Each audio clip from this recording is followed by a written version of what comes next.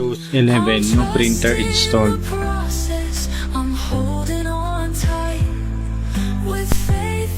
Yan, pag tingnan natin, add printer, ay lumalabas naman not connected.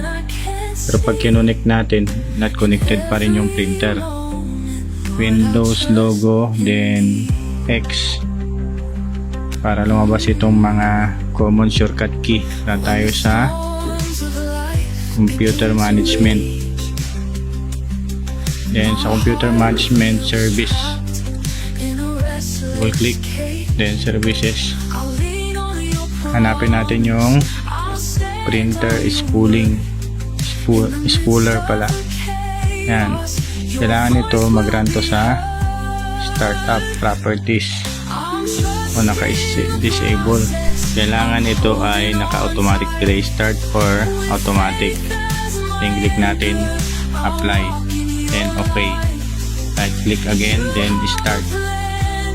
And pagbalik natin ngayon dito, skip natin, control P, ayan na, na-detect na yung printer. Pwede ka na mag-print, pwede ka na mag-add ng printer. Oh,